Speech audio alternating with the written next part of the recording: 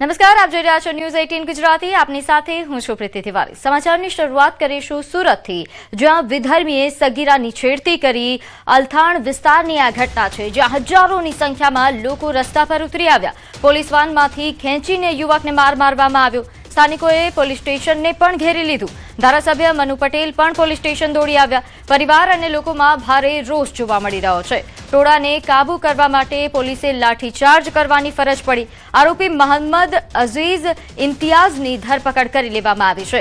આરોપીને નવી સિવિલમાં મેડિકલ માટે લવાયો છે। મળતી માહિતી મુજબ સગીર વિદ્યાર્થીની જ્યારે ટ્યુશન ક્લાસીસમાંથી પરત ઘરે જઈ રહી હતી, ત્યારે એક વિધર્મી યુવકે છેડતી કરી। આ હરકત બાદ મામલો તુરંત વિચકાયો। સગીરા સાથે થયેલી છેડતીની વાત વાયુ વેગે વિસ્તારમાં પ્રસરી જતા સ્થાનિકોમાં રોષ ભભૂકી ઉઠ્યો, જેમાં લોકોએ આરોપીને પકડી પોલીસને જાણ કરી હતી। જોકે પોલીસની 112 વાન એ ઘટના સ્થળે પહોંચતા જ ત્યાં હાજર ઉશ્કેરાયેલી ભીડ બેકાબુ બની અને પોલીસની હાજરીમાં જ આરોપી પર તૂટી પડી અને ઢોરમાર મારવામાં આવ્યો। પોલીસ વાન પાસે જ લોકો દ્વારા કાયદો હાથમાં લેવાની આ ઘટનાના પગલે અફરાતફરી મચી ગઈ અને પરિસ્થિતિ વધુ તંગ બની, જેને કાબૂમાં લેવા માટે ઉચ્ચ પોલીસ અધિકારીઓનો કાફલો તાત્કાલિક સ્થળ પર દોડી આવ્યો અને ટોળાને વિખેરવા માટે પોલીસ કર્મીઓ દ્વારા બળ પ્રયોગ કરવામાં આવ્યો હતો। મામલાની ગંભીરતાને ધ્યાનમાં રાખીને વિસ્તારના ધારાસભ્ય મનુ પટેલ તાત્કાલિક પોલીસ સ્ટેશન પહોંચી ગયા। તેમણે સમગ્ર ઘટના અંગે પોલીસ અધિકારીઓ સાથે ચર્ચા કરી અને સ્થિતિ પર કાબુ મેળવવા પ્રયાસ કર્યા। મેં મારી છોકરીની છેડતી થઈ એ માટે પોલીસ સ્ટેશનમાં એફઆઈઆર લખાયો તો મને પેલું પોલીસ સ્ટેશનમાંથી સરસ અને સારો સહકાર મળ્યો છે કે કાલે મારી છોકરીને ન્યાય મળશે। તો એ બદલ સમાજ, પરિવાર, એસપીજી ગ્રુપ હોય भी બધા માટે બધાને ખૂબ ખૂબ ધન્યવાદ।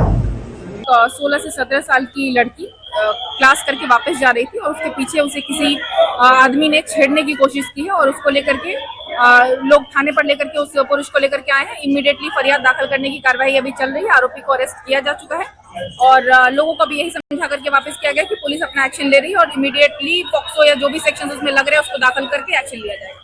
સુરતના અલથાણ વિસ્તારમાં એક નાબાલિગ યુવતીને એક વિધર્મી દ્વારા છેડતી કરવામાં આવી, હાથ પકડવાનો મામલો સામે આવ્યો હતો। જો કે સ્થાનિક લોકોએ તાત્કાલિક આ વિધર્મીને પકડી જાહેરમાં મેથી પાક આપ્યો હતો। ત્યારબાદ તેને પોલીસ સ્ટેશન લાવવામાં આવ્યો હતો અને પોલીસ સ્ટેશન લાવતાની સાથે જ આ વિસ્તાર કહી શકાય ઉત્તર ગુજરાતના લોકોનો ગઢ કહેવાય। ઉત્તર ગુજરાતના લોકો મોટી સંખ્યામાં પહોંચ્યા હતા અને આખો વિસ્તાર, પોલીસ સ્ટેશન હોય કે પોલીસ સ્ટેશનની બહારનો વિસ્તાર હોય, આ તમામ વિસ્તાર પર લોકો મોટી સંખ્યામાં મહિલાઓ સાથે પહોંચ્યા હતા। 2 કલાક કરતાં વધુ જીભાજોડી ચાલી હતી। પોલીસે તમામ લોકોને સમજાવવાના પ્રયાસ કર્યા હતા, તમામ રીતે તેમની જે વાત હતી તે સાંભળી હતી। આરોપી પર કડક પગલાં લેવાની વાત થઈ હતી, પણ લોકો સમજવા તૈયાર ન હતા અને મોડી રાત્રે લોકોને વિખેરવા માટે પોલીસે હલકો બળ પ્રયોગ કરી લાઠીચાર્જ કર્યો હતો। દ્રશ્ય જોઈ શકાય છે કે લોકો પોતાના ચંપલ મૂકી અહીંથી ભાગી છૂટ્યા હતા।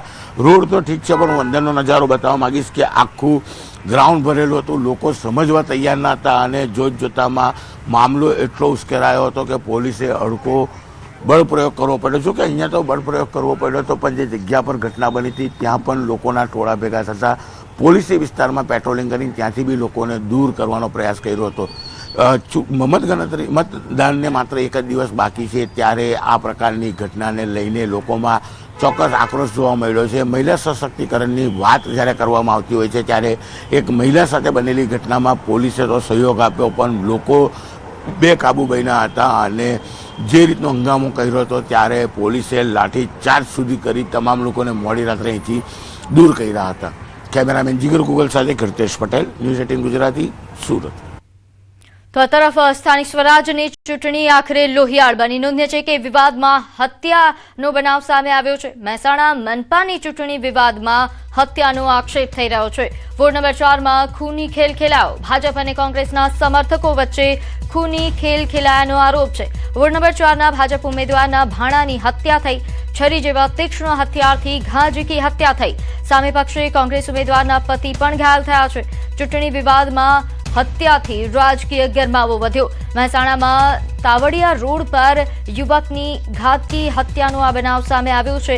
માનવ આશ્રમ ચોકડીથી તાવડિયા જતા માર્ગ પર અજાણ્યા શખ્સોએ હુમલો કર્યાનો આક્ષેપ છે. મિતેન ચૌધરી ગાડી રોકીને 3 થી 4 શખ્સો તેના પર ત્રાટક્યા. તીક્ષ્ણ હથિયાર અને લાકડી તેમજ પાઇપ વડે જીવલેણ હુમલો કરાયો. ગંભીર રીતે ઘાયલ મિતેન ચૌધરીનું સારવાર દરમિયાન મોત નીપજ્યું. એ ડિવિઝન પોલીસ તેમજ એલસીબી દ્વારા સીસીટીવી અને સીડીઆરના આધારે તપાસનો ધમધમાટ શરૂ થયો. એક ગુનાહિત કાવતરાના ભાગરૂપે તેઓને એકસંપ થઈ અને તેઓની ઉપર તીક્ષ્ણ અને મારક હથિયારો વડે તેઓની ઉપર હુમલો કરેલો હતો, જેની અંદર તેઓને બોડી ઉપર અલગ અલગ જગ્યાઓ ઉપર ઈજાઓ થયેલી હતી અને સારવાર દરમિયાન જે ભોગ બનનાર છે મિતન ચૌધરી તેઓનું મૃત્યુ નીપજેલું છે. પ્રાથમિક કારણ ચૂંટણીની બાબતમાં મનદુખ રાખીને થયું હોય તેવું લાગી રહ્યું છે, પરંતુ ગુનો દાખલ થયા પછી ઇન્વેસ્ટિગેશનની અંદર જ એ બાબતે ચોક્કસ નિષ્કર્ષ કાઢી શકાશે. એની અંદર જે મરણ જનાર વ્યક્તિ છે તેઓ ભાજપાના સમર્થક વ્યક્તિ છે. મહેસાણા મહાનગરપાલિકાની ચૂંટણી લોહિયાર બની છે. આવતીકાલે મહેસાણા મહાનગરપાલિકાની ચૂંટણીને લઈ મતદાન યોજવાનું છે, ત્યારે ગત રોજ આ જે ચૂંટણી હોય છે તે લોહિયાર બની છે. મહેસાણા મહાનગરપાલિકાના વોર્ડ નંબર 4માં જે તાવડિયા રોડ ચોકડી છે ત્યાં ઘટના ઘટી હતી, જેમાં ભાજપ અને કોંગ્રેસના જે સમર્થકો હોય છે સામે આવતા હાલમાં એક યુવકની જે હત્યા કરવાની જે ઘટના હોય છે તે સામે આવી છે. હાલમાં વાત કરીએ તો આજે એક ઘટના છે કે જ્યાં આ સમગ્ર જે ઘટના હોય છે તે અહીંયા ઘટી હતી. અહીંયા ઘટના સ્થળે ડીએસપી સહિતનો જે પોલીસનો કાફલો હોય છે તે ઘટના સ્થળે પહોંચ્યો છે. તેમની જે વધુ તપાસ હોય છે તે હાલમાં હાથ ધરવામાં આવી છે. ખાસ વાત કરીએ તો હાલમાં જે પોલીસ દ્વારા આ મામલે જે ફરિયાદની જે તજવીજ હોય છે પણ કરવામાં આવી રહી છે. એટલે કહી શકાય છે એક બાજુ આવતીકાલે જે મતદાન છે ત્યારે હાલમાં જે મહેસાણા મહાનગરપાલિકાની જે ચૂંટણી હોય છે તે લોહિયાર બની છે. કેતન પટેલ, ન્યૂઝ 18 ગુજરાતી, મહેસાણા. અમદાવાદ મ્યુનિસિપલ કોર્પોરેશનની ચૂંટણીને લઈ તૈયારીઓ પૂરજોશમાં થઈ રહી છે. સ્ટ્રોંગ રૂમથી ઈવીએમ ડિસ્પેચ કરવાની કામગીરી શરૂ થઈ. અમદાવાદમાં કુલ 16 સ્ટ્રોંગ રૂમથી બૂથ સુધી ઈવીએમ ડિસ્પેચ કરવામાં આવશે. એક સ્ટ્રોંગ રૂમમાં 1200 થી 1300 જેટલો સ્ટાફ ફરજ પર રહેશે. સીસીટીવી, હથિયારી, પોલીસ જેવી કડક સુરક્ષા વચ્ચે ઈવીએમ ડિસ્પેચ કરવામાં આવ્યા. નોંધ્ય છે કે ચૂંટણી સાહિત્ય, ઈવીએમ હેલ્થ કિટ સાથે ઓઆરએસ જેવી વસ્તુઓ સાથે ટીમ બૂથ પર ઈવીએમ પહોંચાડશે.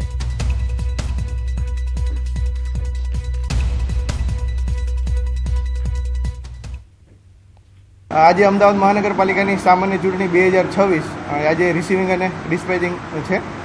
આજે ડિસ્પેચિંગના દિવસે અમારે ટોટલ 248 બૂથ છે. બૂથની બધી ટીમોના બધા ટેબલોની વ્યવસ્થાઓ બહાર કરેલી છે અને રાજ્ય ચૂંટણી આયોગ દ્વારા જે પણ સૂચનાઓ મળેલી છે એનું બધું પાલન કરવામાં આવેલ છે.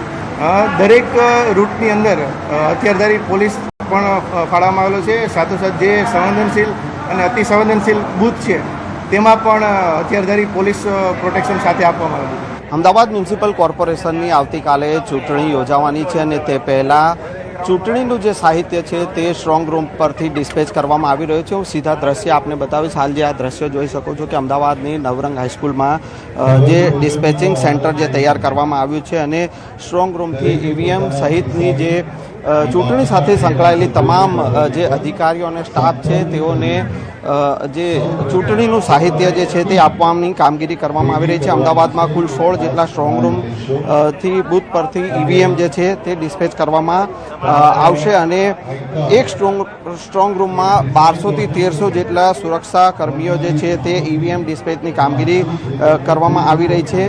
ચૂંટણી સાહિત્યની સાથે સાથે ઈવીએમ અને મેડિકલ કિટ જે છે અને ઓઆરએસની જે કિટ છે તે પણ આપવામાં આવી રહી છે અને તમામ વસ્તુઓ ચૂંટણીનું જે પણ સાહિત્ય છે, મતકુટીર જે છે, ઈવીએમ છે, તે તમામ વસ્તુઓ અહીંયાથી આપવામાં આવશે અને તેની કામગીરી અત્યારે અહીંયા હાલ જે ડિસ્પેચ અને રિસીવિંગ સેન્ટર પર જોવા મળી રહી છે. કેમેરામેન નિલેશ સોસા સાથે સંજય ટાંક, ન્યૂઝ 18 ગુજરાતી, અમદાવાદ. તો સુરતમાં સ્થાનિક સ્વરાજ્યની ચૂંટણીનો મહાસંગ્રામ યોજાવાનો છે, જેમાં મહાનગરપાલિકા, 4 નગરપાલિકા, જિલ્લા પંચાયત અને તાલુકા પંચાયતની બેઠકો પર મતદાન થશે. લાખો મતદારો મતદાનમાં ભાગ લેશે, જ્યારે અનેક બેઠકો બિનહરીફ જાહેર થઈ ચૂકી છે. ચૂંટણી દરમિયાન કાયદો અને વ્યવસ્થા જળવાઈ રહે તે માટે પોલીસ તંત્ર દ્વારા વ્યાપક સુરક્ષા આયોજન પણ ગોઠવી દેવાયું છે, જેમાં હજારો પોલીસ જવાનો, એસઆરપી અને હોમગાર્ડ તૈનાત રહેશે. સાથે શાંતિપૂર્ણ મતદાન માટે કડક પગલાં સાથે ગેરકાયદેસર પ્રવૃત્તિઓ સામે કાર્યવાહી પણ તેજ બનાવાઈ છે. ટોટલ તમામ બૂથ અને બિલ્ડિંગમાં જો ડિપ્લોયમેન્ટ કરવામાં આવેલા છે, આમાં ડીસીપી અને એનાથી ઉપર કક્ષાના કુલ 20 જેટલા અધિકારીઓ છે, જેના સુપરવિઝનમાં બધા જે ચૂંટણીની પ્રક્રિયાઓ પૂર્ણ કરવામાં આવશે. 22 જેટલા એસીપી અને 104 પીઆઈ અને લગભગ જો 250 ટોટલ જો પીએસઆઈ અને બધા પોલીસ, એસઆરપી, હોમગાર્ડ અને જો અત્યારે અલગ અલગ જો પોલીસની જો અમારા ટ્રેનિંગ છે, બધા મળીને લગભગ જો 9000 જેટલા પોલીસના જવાનો જો ડિપ્લોય રહેશે. જો સ્થાનિક સ્વરાજ્યની ચૂંટણી માટે આપણે મહાનગરપાલિકામાં 10 ચૂંટણી અધિકારી એટલે આરઓસ છે, નગરપાલિકામાં 4 આરઓ, જિલ્લા પંચાયતની 36 સીટો માટે 9 ચૂંટણી અધિકારી છે અને સુરત જિલ્લાની 11 તાલુકા પંચાયતની જે 204 બેઠક છે એના માટે 22 જે રિટર્નિંગ ઓફિસર્સ છે એમની આપણે નિયુક્તિ કર્યું છે. ચૂંટણી ફરજની અંદર ટોટલ ફોર્સનો જે ઉપયોગ કરવામાં આવનાર છે એ 2705 જેટલો છે, જેની અંદર જિલ્લા police, SRP, home guard, GRD, SRD તમામ ફોર્સનો ઉપયોગ કરવામાં આવનાર છે.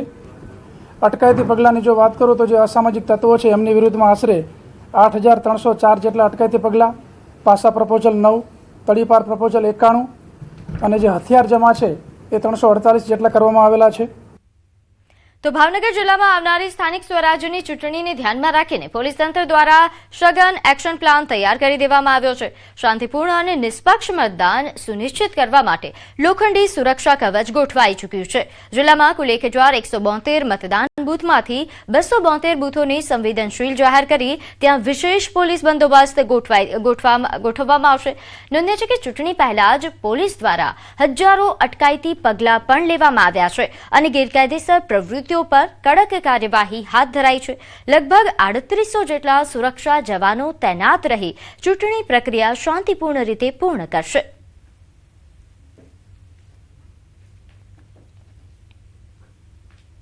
મહાનગરપાલિકા ભાવનગર, 3 નગરપાલિકા, 10 તાલુકા પંચાયત અને જિલ્લા પંચાયતનો ચૂંટણી છે. એમાં ટોટલ જે છે 1172 બૂથ બિલ્ડિંગ છે, જે પૈકી 272 જેવા જે છે સંવેદનશીલ અને અતિ સંવેદનશીલ જાહેર કરવામાં આવેલ છે.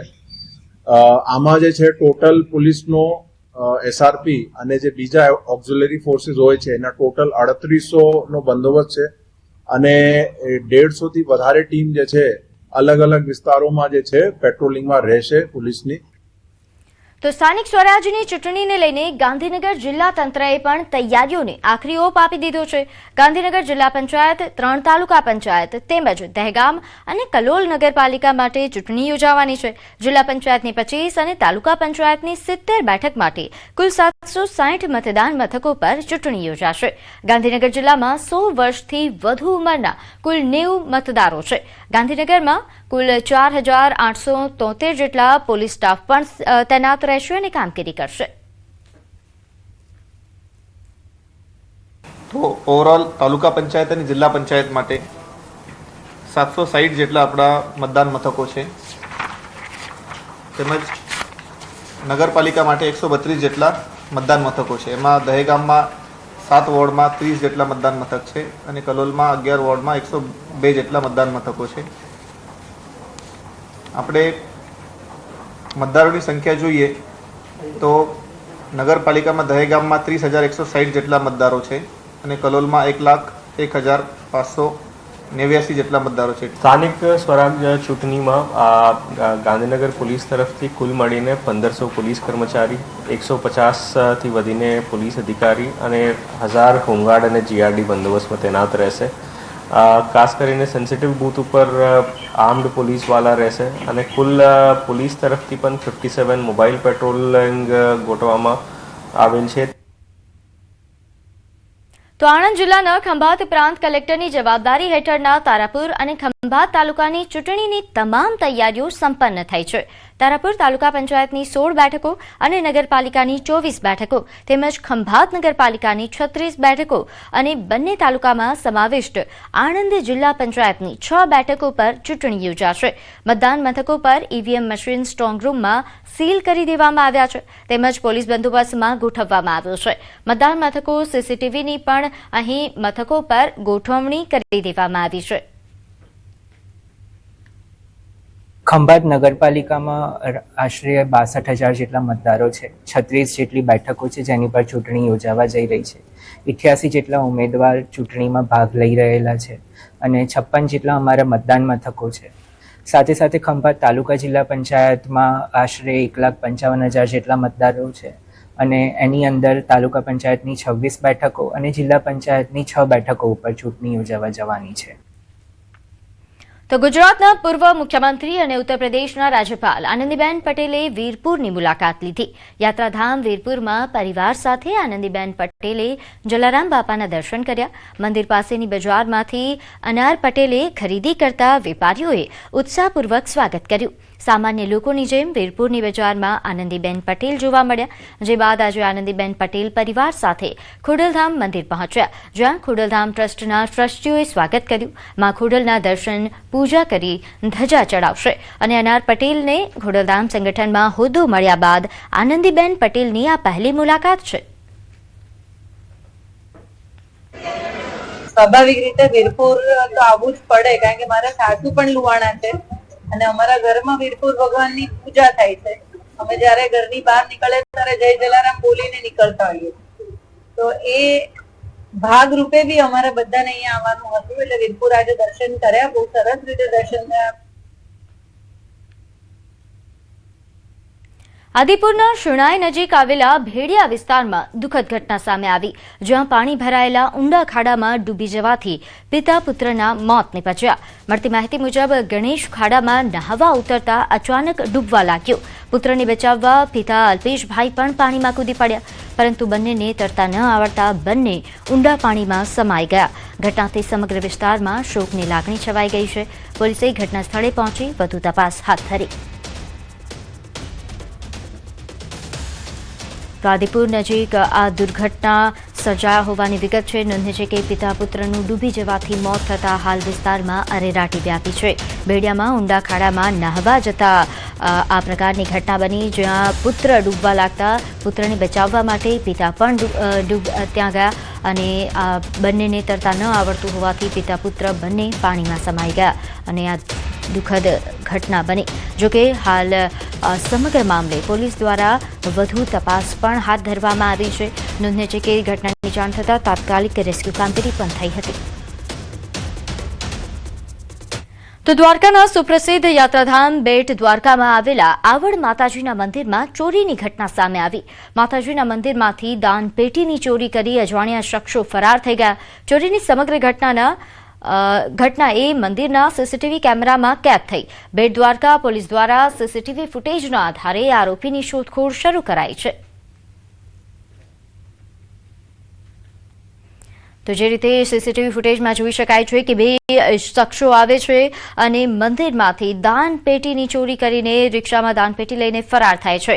સમગ્ર ઘટના એ મંદિરના સીસીટીવી કેમેરામાં કેદ થઈ છે જેના આધારે પોલીસે વધુ તપાસ હાથ ધરી છે. આ ફૂટેજના આધારે શોધખોળ થઈ રહી છે.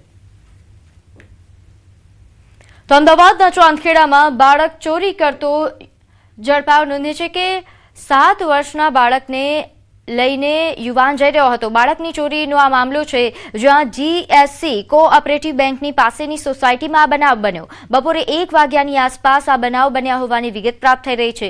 છાશ લેવા માટે 7 વર્ષનો બાળક જતો હતો. તે સમયે એક બાળકને યુવાન લઈ જતા હોય તે પ્રકારની ઘટનાની જાણ થઈ. તે સમયે યુવાનને આસપાસના લોકોએ ઝડપી પાડ્યો. આરોપી શિવમ યાદવ યુપીના ઉત્તર પ્રદેશનો રહેવાસી હોવાનું સામે આવ્યું. આરોપી શિવમ એ ભાવનગર કામ કરતો હોવાનું પણ જાણવા મળી રહ્યું છે. ભાવનગરથી અમદાવાદ ટ્રેન મારફતે આવ્યો હતો. શિવમ યાદવ નામના યુવાનને લોકોએ મેથી પાક ચખાડ્યો. આરોપી શિવમને ચાંદખેડા પોલીસ સ્ટેશન ખાતે લઈ જવાયો. આરોપી વિરુદ્ધ ફરિયાદ નોંધવામાં આવી છે.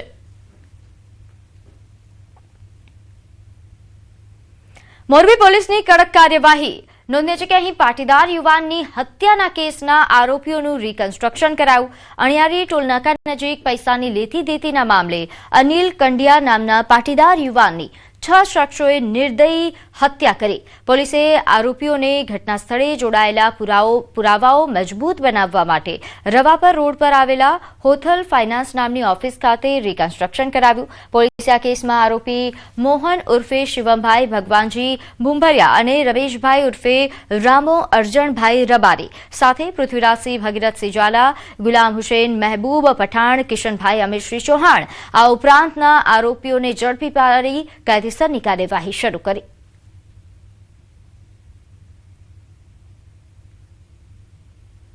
આગળ વાત કરીએ વિકાસના દાવાઓની પોલ ખોલતા દ્રશ્યો જોવા હોય તો તાપી જિલ્લા મથકના સરૈયા ગામમાં જવું પડે. અહીંયા ભર ઉનાળે લોકો પાણી માટે વલખા મારવા મજબૂર છે.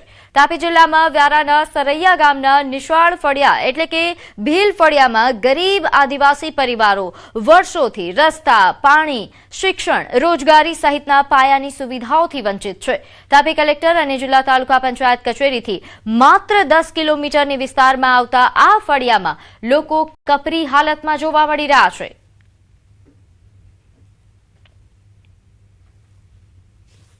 કોના પાસે મૂકીને જાય એમ કરીને બહુ દૂર મોટર ચાલુ કરે ત્યારે ભરીએ ને તો મોટર નહીં ચાલુ કરતા એમ જ રહે.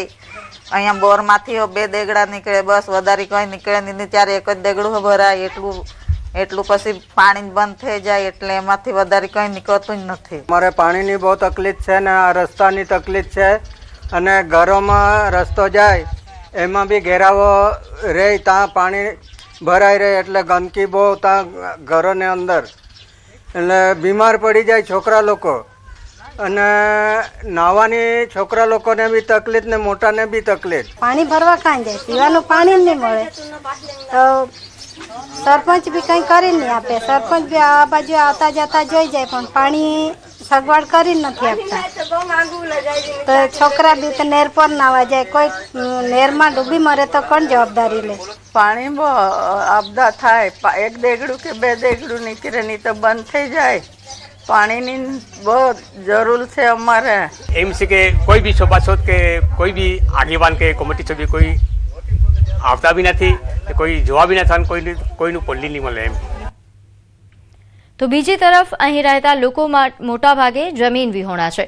અહીંના લોકોને અગાઉ ઇન્દિરા આવાસ ફાળવવામાં આવ્યા હતા, તે બાદ સરકારી યોજના હેઠળ કોઈ આવાસ પણ ફળવાયા નથી.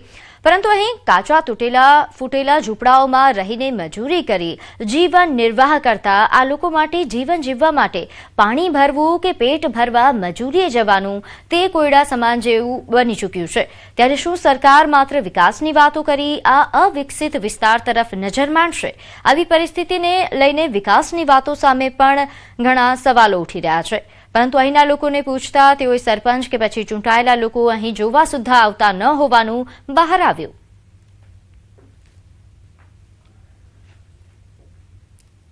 તો નસવાડી તાલુકાના અંતરિયાળ વિસ્તારમાં આવેલ પીપલવાણી ગામ આજે પણ વિકાસથી વંચિત છે. અહીં દાયકાઓથી લોકો મતદાન કરે છે, પરંતુ રસ્તા જેવી મૂળભૂત સુવિધા હજુ સુધી નથી પહોંચી. ચૂંટણીના ગરમ માહોલ વચ્ચે પણ કોઈ નેતા કે અધિકારી ગામ સુધી આવ્યો નથી. રોજિંદા જીવનમાં લોકો ડુંગરના કાચા રસ્તાઓ પરથી સંઘર્ષ કરે છે. બાળકોને સ્કૂલ જવા મુશ્કેલી સર્જાય છે. દર્દીઓને હોસ્પિટલ પહોંચાડવું એ પડકાર છે. પ્રશ્ન એ છે કે આ વખતે પીપલવાણીના લોકોની આશા પૂરી થશે કે ફરી વાયદાઓ જ મળશે તે જોવાનું રહ્યું.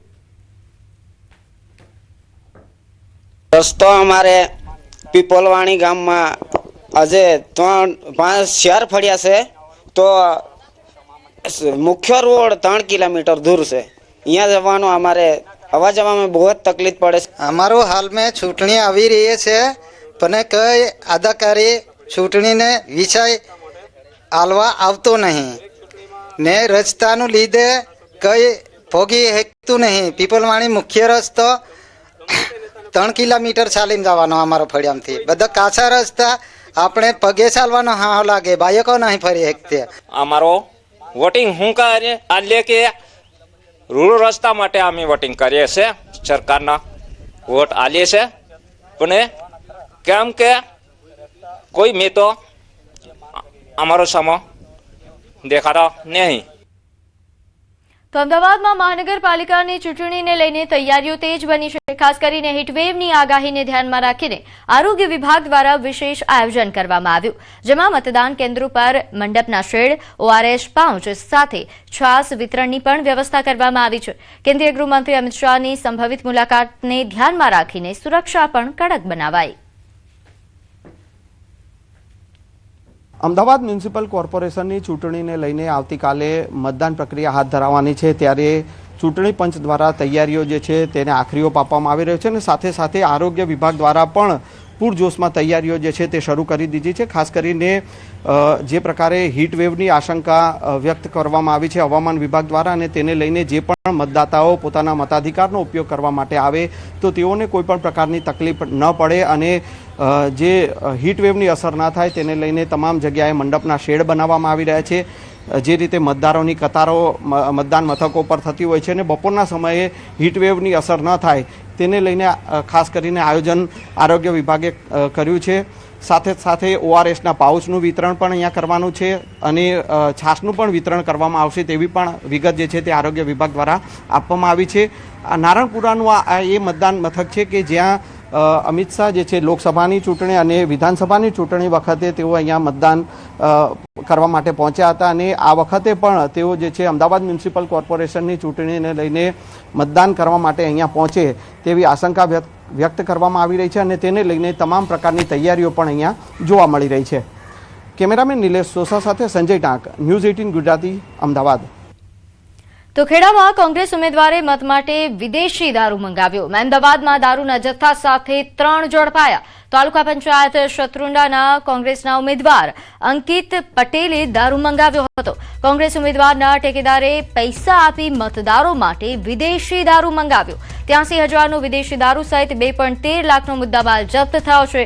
3 આરોપીઓની ધરપકડ થઈ છે. દારૂ મંગાવનાર અંકિત પટેલ હાલ ફરાર છે. તો 83,000ના વિદેશી દારૂ સાથે અહીં 3 શખ્સોની પોલીસે ધરપકડ કરી છે. ગુજરાતવાસીઓ સાચવજો, બપોરે 12 થી 4 ઘરમાં જ રહેજો. જો બહાર નીકળ્યા તો શેકાઈ જશો, કારણ કે શરૂ થઈ રહ્યો છે ગરમીનો રાઉન્ડ. રાજ્ય જ નહીં, દેશના શહેરો પણ તપી રહ્યા છે.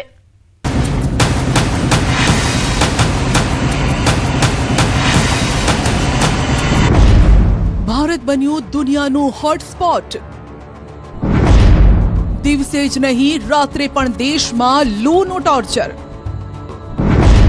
તો ગુજરાતના શહેરો પર સૂરજદાદા કોપાયમાન. માટે 3 દિવસ સાચવજો.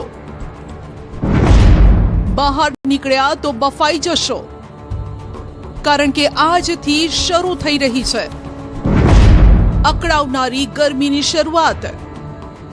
હવે અકળાવનારી ગરમી પછી આજથી ગરમીની શક્યતા છે.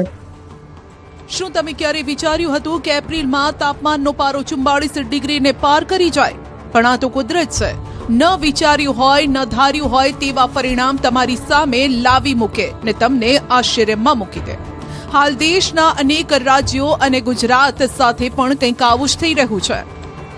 आज का जो फोरकास्ट है 24 से लेकर 30 अप्रैल तक, इसमें मौसम आमतौर शुष्क रहने का पूर्वानुमान दिया गया है और जो उच्चतम तापमान है इसमें अगले 3 दिन तक 2 से 3 डिग्री सेंटीग्रेड टेम्परेचर बढ़ने का संभावना रहेगा.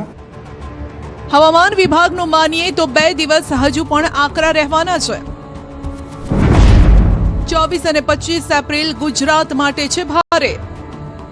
तापमान और जो आर्द्रता सामान्य से ऊपर होने के कारण हॉट एंड ह्यूमिड कंडीशन का अनुभव होने का संभावना रहेगा.